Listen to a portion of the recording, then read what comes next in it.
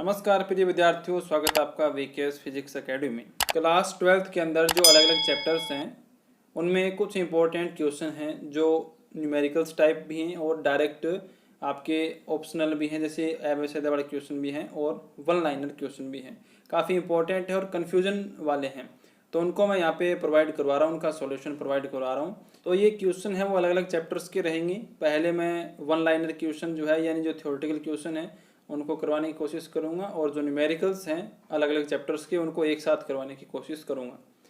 तो ये वीडियो आपके लिए बहुत ही हेल्पफुल रहने वाली है। लाइक शेयर कमेंट जरूर कर दीजिए। अपने क्लास के सभी विद्यार्थियों के पास इसे शेयर जरूर कर देना ताकि सभी को इसका लाभ मिल सके। तो चलिए शुरू करते हैं। यहाँ पर ये क्वेश्चन जो 8 है ये चौथे चैप्टर का क्वेश्चन है, एबीसीडी का क्वेश्चन है। संधारित्र यानी जो धारिता वाला चैप्टर उसका है। इस क्वेश्चन में क्या बोला गया है, एक संधारित्र की धारिता है C, इसे V विभवांतर तक आवेशित किया जाता है। यानी एक संधारित्र की धारिता C है, उसको V विभवांतर तक आवेशित कर रहे हो आप, चार्ज उसको कर रहे हो। यदि अब इसे प्रतिरोध से संबंधित कर दिया जाए तो ऊर्जा क्षय की मात्रा क्या होगी।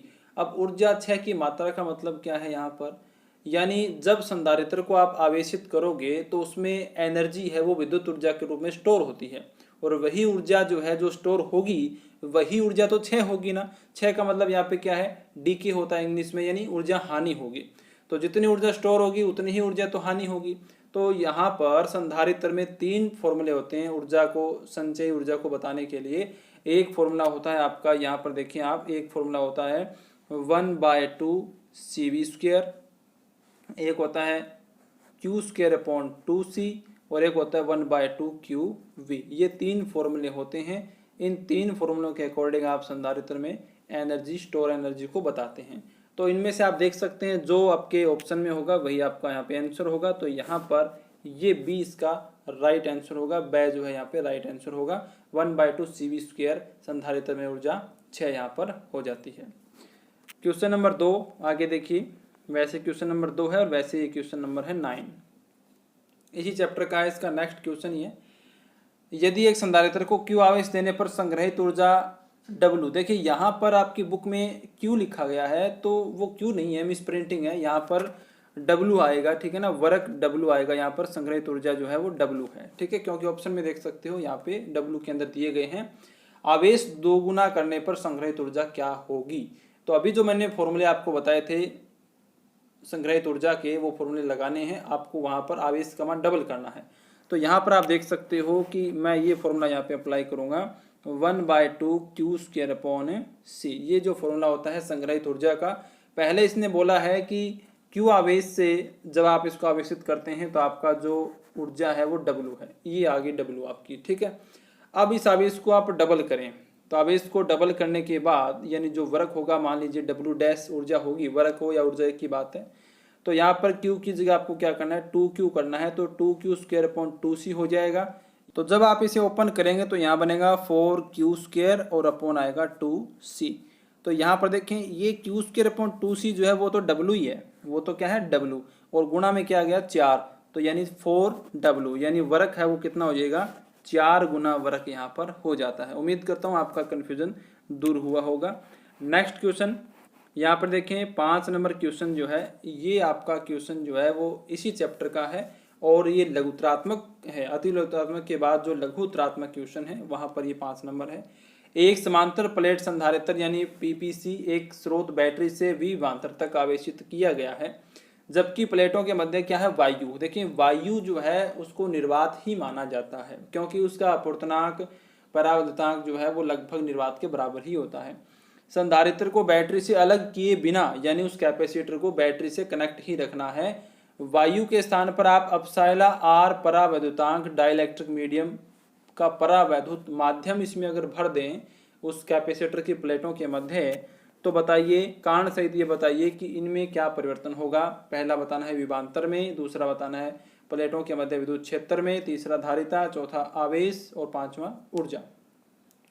देखिए आपको एक दिमाग में रखना है कि आपने ये निकाला होगा कि जो आपकी धारिता आती है माध्यम में वो धारिता अपसाइला R गुना हो जाती है निर्वात की तुलना में। ये आपने टॉपिक को हल किया होगा और ये आपने रिजल्ट भी निकाला होगा। तो धारिता का मतलब क्या है? धारिता यहाँ पे बढ़ेगी, माध्यम की धारिता जो है वो निर्वात की तुलना में बढ़ेगी, क्योंकि एप्सिलॉन आर परावर्तनांक जो है इसमें मल्टीप्लाई हो जाएगा। तो धारिता क्या होती है? आवेश ग्रहण करने की क्षमता होती है। तो जब आवेश ग्रहण करने की क्षमता बढ़ेगी तो ही तो धारिता बढ़ेगी ना। तो इसका मतलब जब धारिता बढ़ जाती है एप्सिलॉन आर से तो आवेश भी बढ़ेगा। तो आप सीधा सीधा कह सकते हैं कि आवेश जो है माध्यम का वो एप्सिलॉन आर गुना हो जाता है, और आवेश पर उसकी संग्रहित ऊर्जा निर्भर करती है। यानी अगर आवेश एप्सिलॉन आर से बढ़ेगा तो जो संधारित्र में ऊर्जा है वो भी एप्सिलॉन आर गुना बढ़ जाएगी। ठीक है।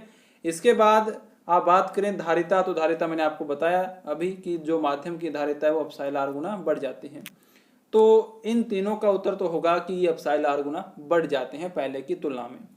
प्लेटों के मध्य विद्युत क्षेत्र जो होता है E बराबर होता है V/D, यानी ये निर्भर करता है उन दोनों प्लेट्स के जो पोटेंशियल है उन पर और उनके मध्य की दूरी पर। तो उनके साथ आपने कोई भी चेंज नहीं किया तो विद्युत क्षेत्र में कोई परिवर्तन नहीं होगा, और विभवांतर भी आपने वही दिखा तो इसमें भी कोई परिवर्तन नहीं होगा।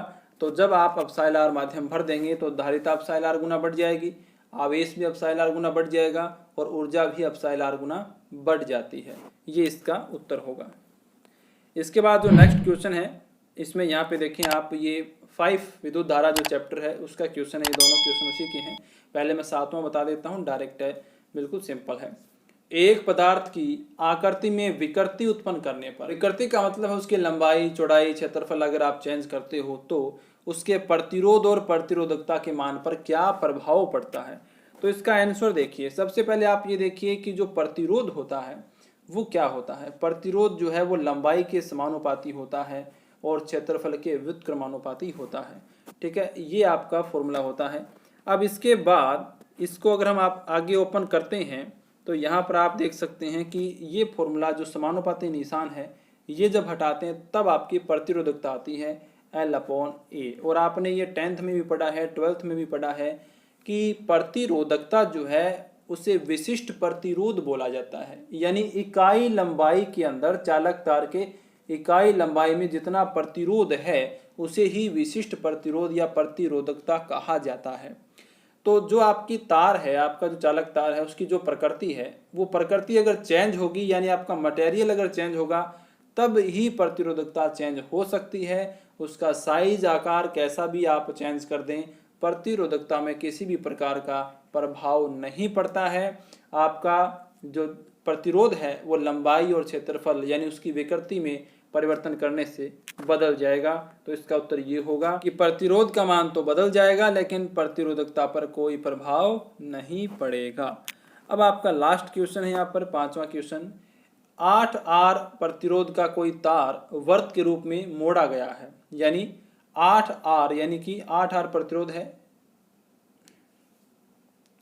यानी 8R प्रतिरोध का कोई तार है उसको वर्त के रूप में मोड़ दिया तो इसके किसी व्यास के सिरों पे प्रभावी प्रतिरोध का मान क्या होगा। तो इसके लिए आपको थोड़ा सा यहाँ पे कॉन्सेप्टल होके सोचना है। देखिए, आप मान लीजिए कि पहले जो तार था वो इस तरीके से था, ये पूरा प्रतिरोध के रूप में दिखा देता हूँ मैं, ये पूरा इस तरीके से था, 8R प्रतिरोध का था। ठीक है, इसी वायर को मैंने मोड़ के और एक वर्त बना दिया। तो मैं इस तरीके से आपको दिखाऊं कि ऐसे मैंने ये पूरा वर्त, तो मेरे ऐसे नहीं बनेगा, मैं हाथ से बना रहा हूँ, तो इसलिए तो आप समझ सकते हैं कि इस तरीके से एक वर्त बना दिया। तो ये वर्त जो बना वो पूरा 8R का प्रतिरोध ही तो है, लेकिन आपको पूछा है कि किसी व्यास के सिरों पर, तो ये मान लो व्यास हो गया, इसको मैंने बोल दिया A और B। अब ये जो व्यास है इसका मतलब, व्यास का मतलब ये आधा हो गया, आधा पार्ट ऊपर है आधा पार्ट नीचे है। तो आप ऐसा मान सकते हैं कि 4R ओम का प्रतिरोध जो नीचे रह जाएगा और 4R का प्रतिरोध ही ऊपर रह जाएगा, यानी 4R के 2 टुकड़े आप मान सकते हो प्रतिरोध के। अब इसकी स्ट्रक्चर को देखो, ये दोनों प्रतिरोध यानी ये वाला प्रतिरोध और ये वाला प्रतिरोध किस प्रकार से संयोजित है, आपको दिखाई दे रहा होगा, ये समांतर क्रम में संयोजित है। इसका एक बिंदु यहाँ पर है, इसका एक बिंदु यहाँ पर है, और इसका जो दूसरा बिंदु है वो भी एक पॉइंट पर है। यानी कि जब दो प्रतिरोधों के एक सिरे एक बिंदु पर, दूसरे सिरे दूसरे बिंदु पर जुड़े हों तो उन्हें आप समांतर क्रम में संयोजित मानते हैं। तो यहाँ पर आपको सिर्फ कुछ नहीं करना, आपको समांतर क्रम का जो फॉर्मूला होता है R इक्विवेलेंट का वो लगाना है। वो होता है R1 R2 बटे R1 प्लस से R2। तो यहाँ पर आप इसमें वैल्यू पुट करें और वैल्यू पुट करने के बाद इसमें आंसर आ जाएगा आपका। तो यहाँ पर देखें मेरे पास यहाँ पर जगह कम है थोड़ी सी, तो यहाँ पर मैं लिखूँ कि 4r इंटू 4r यानी हो जाएंगे 16r², ऊपर तो ये हो जाएंगे और अपॉन में क्या आएगा 8r। तो यहाँ से एक r से एक r चला गया और 8 ये हो जाएंगे, 2 से कैंसिल हो जाएंगे, यानी कि इसका रिजल्ट आएगा 2r, यानी जो प्रभावी प्रतिरोध है यहाँ पर व्यास के सिरों के मध्य है वो 2r होगा। उम्मीद करता हूँ ये क्वेश्चन आपके लिए बहुत ही हेल्पफुल रहे होंगे, आपका सारा कन्फ्यूजन दूर हो गया होगा। तो जितने भी मोस्ट इंपॉर्टेंट क्वेश्चन हैं जिनमें प्रॉब्लम्स है उनको कंटिन्यू मैं यहाँ पे अपलोड करता रहूँगा। तो वीडियो को लाइक, शेयर और कमेंट जरूर कर देना और ज़्यादा से ज़्यादा विद्यार्थियों तक जो आपसे जुड़े हुए हैं, आपके क्लासमेट हैं, उनको सभी को ये शेयर कर देना ताकि उनको भी इसका लाभ मिल सके। मिलते हैं नेक्स्ट वीडियो में, धन्यवाद।